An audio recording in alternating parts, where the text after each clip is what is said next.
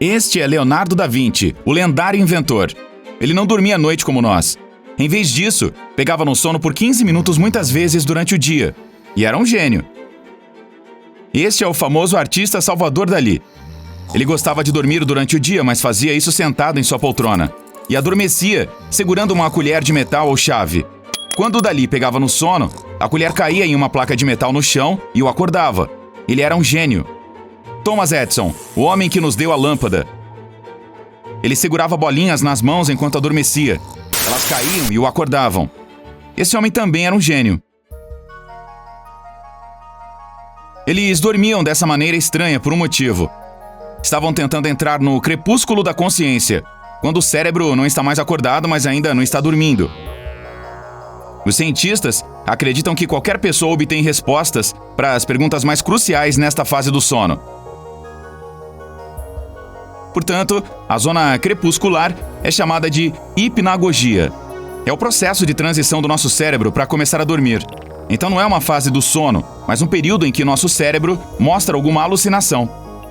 As pessoas que passam pela hipnagogia dizem que o cérebro reúne todas as informações em que estavam pensando antes de adormecer. Ele analisa como um computador e responde à pergunta. Em outras palavras, se você estiver acordado e olhando para uma pilha de quebra-cabeças, a zona crepuscular juntará as peças automaticamente. O cérebro reúne os fatos como se estivesse no piloto automático e lhe dá a resposta para a pergunta em que você estava pensando antes de dormir. O principal é acordar antes de ir ainda mais fundo nas fases de sono e esquecer a sua ideia. Era exatamente isso que Salvador Dalí fazia. O barulho de uma chave caindo em um prato o acordaria precisamente no momento em que o cérebro adormecesse e experimentasse hipnagogia. Então ele imediatamente registraria todas as suas descobertas. É por isso que algumas de suas pinturas parecem muito estranhas. Você também já passou por esse estado quando de repente acordou à noite com alguma ideia e rapidamente a escreveu? Mas não pensou em nada em particular antes de dormir. Então, quando olhou para suas anotações pela manhã, leu algo como Super Pombo TI. Mas alguns cientistas propositalmente pensam em tarefas complexas antes de dormir, para que seu cérebro, quase dormindo, lhes dê uma pista para solucionar essa tarefa. James Watson, por exemplo, viu 2 cobras entrelaçadas durante o sono e percebeu que é assim que a estrutura do nosso DNA se parece. A zona crepuscular também é chamada de E1, é a primeira fase do sono. Cientistas recentemente investigaram esse crepúsculo da consciência. Cerca de 100 participantes tiveram que resolver problemas matemáticos. Em um ponto, os responsáveis pelo estudo deixaram os participantes fazerem uma pausa. Eles se reclinaram em uma poltrona em uma sala escura, segurando um copo de bebida nas mãos.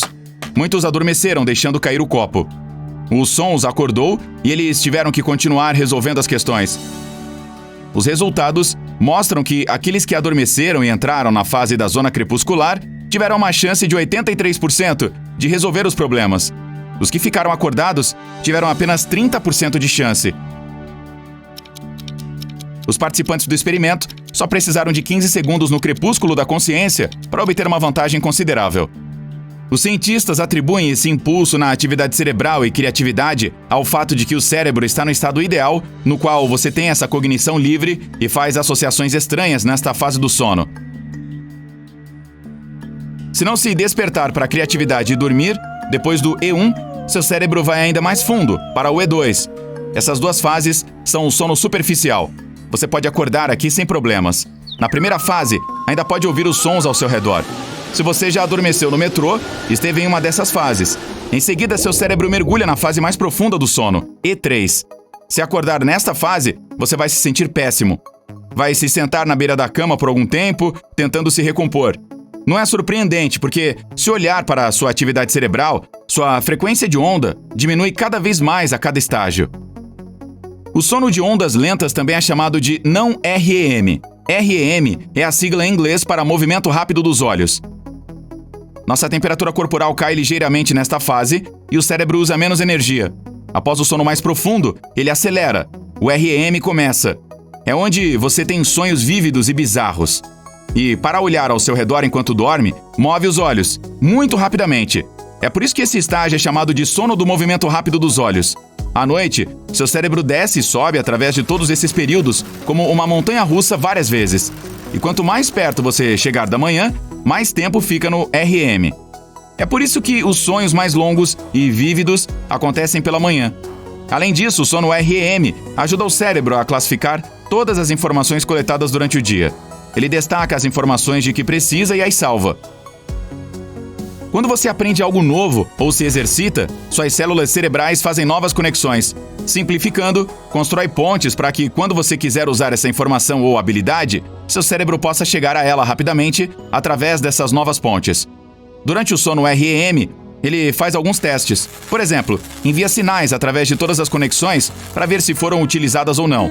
Se você tocar violão todos os dias, o cérebro deixará uma ponte responsável por isso. Mas se encontrar algo que nunca foi usado, como o fato incrível de que o Monte Everest tem a mesma altura de 23 Empire State Buildings, ele simplesmente destruirá essa ponte. Os cientistas construíram um pequeno labirinto para estudar a capacidade do cérebro de fazer essas conexões em sonhos. Eles deixaram ratos passarem por isso e monitoraram sua atividade cerebral. Cada volta no labirinto acionava áreas cerebrais específicas. Gradualmente, os animais aprenderam todas as voltas do labirinto. Seus cérebros funcionaram como uma orquestra. Tan, taran, tan, tan, tan, tan, tan, tan. À medida que os ratos dormiram, seus cérebros tentaram assimilar e organizar esse conhecimento da rota dentro do labirinto e repetiram as mesmas informações, só que muito mais rápido. Ou seja, os bichinhos dormiram e sonharam em passar por este labirinto várias vezes. Seus cérebros os treinaram para fazer melhor 10 vezes mais rápido.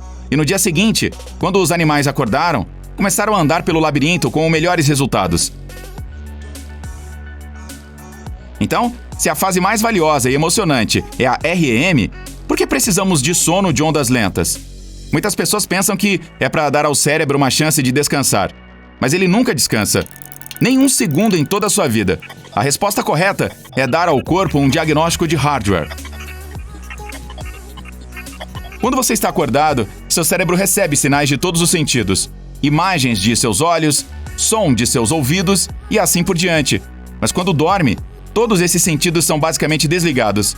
Nesse ponto, seu cérebro está recebendo sinais dos órgãos internos. E se encontrar um erro em um deles, enviará um alerta para corrigi-lo. Os cientistas testaram isso estimulando os órgãos de um gato durante o sono. O cérebro recebeu esse sinal e respondeu mergulhando ainda mais fundo no sono para dar uma resposta. A segunda função do sono não REM é limpar o cérebro. Enquanto você está em uma fase de sono profundo, suas células nervosas encolhem. Isso permite que o líquido cefalorraquidiano preencha os vazios que surgem. Esse fluido libera lixo e toxinas. Por último, mas não menos importante, seu corpo libera hormônio do crescimento durante as fases de sono profundo. Sim, mesmo que você já tenha crescido, você ainda precisa desse hormônio. Ele o ajuda a se regenerar, prevenir calvície e pele seca. Também torna seus ossos mais fortes e auxilia a queimar gordura. Então, esqueça a dieta. Durma o máximo que puder. Hey, você já se contraiu repentinamente quando estava quase caindo no sono? Então, aqui vai este fato bônus. Quando você adormece, seu cérebro desliga alguns sistemas corporais desnecessários para que possa descansar. Mas às vezes, isso não acontece ao mesmo tempo.